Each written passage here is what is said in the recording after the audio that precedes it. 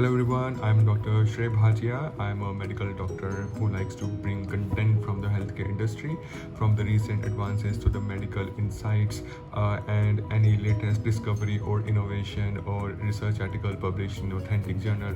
I like to collate all this information and present in the form of video.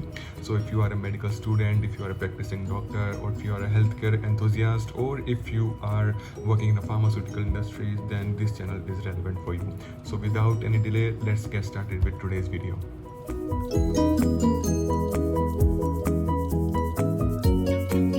The weight loss journey is not easy because of many reasons, and one of the most important reason is hunger. There are many individuals who have lost their weight and they regain their weight back after some time, and it is because of the uncontrolled appetite, uncontrolled craving for the food. So the latest study published in journal JAMA, it has presented an effective solution for these kind of individuals who are very much craving sensitive, who thinks about food when they are dieting. And these individuals often cheat on their diet and then they regain their weight back. But you cannot feel guilty about all this thing.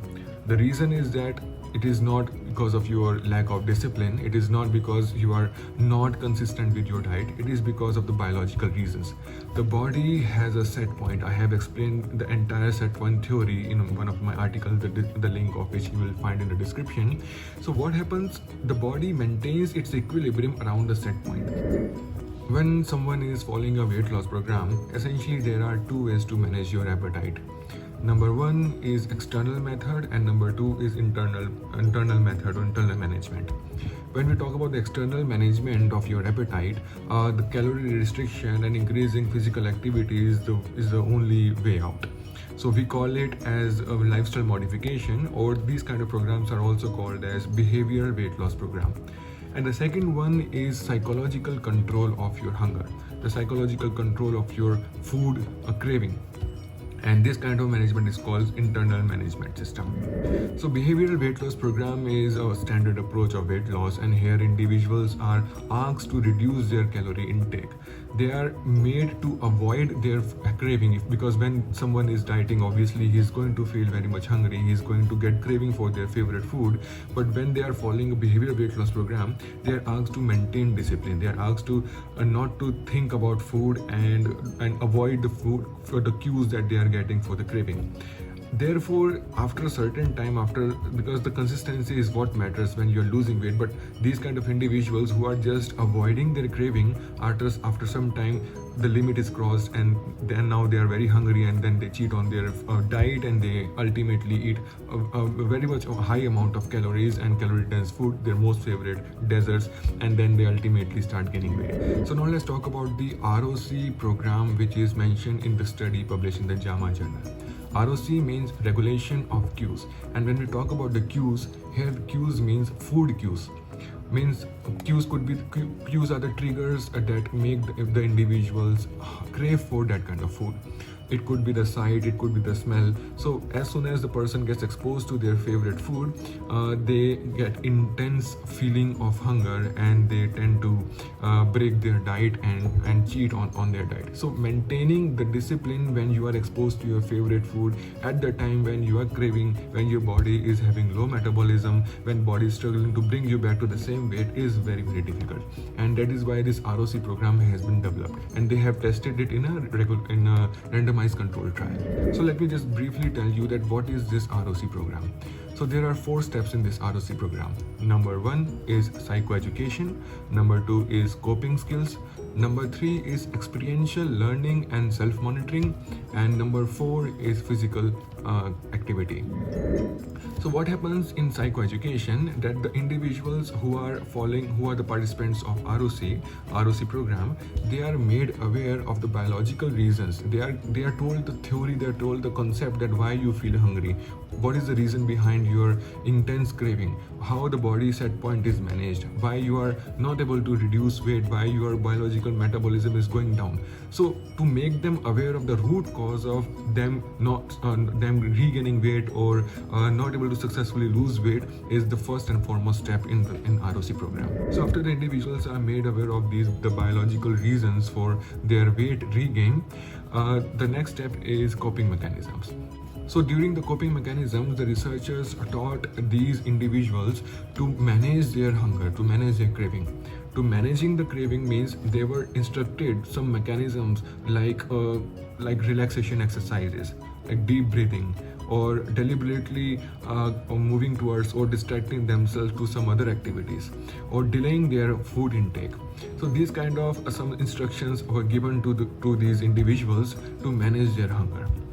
The third one is experiential learning and self-monitoring. So in this method, the individuals were asked to rate their hunger, rate their craving on a scale of 1 to 5 before, during and after the meal. So they are actually monitoring that how much is their hunger, how much is their craving. So they are actually getting mindful of what kind of food cues are actually making them feeling hungry.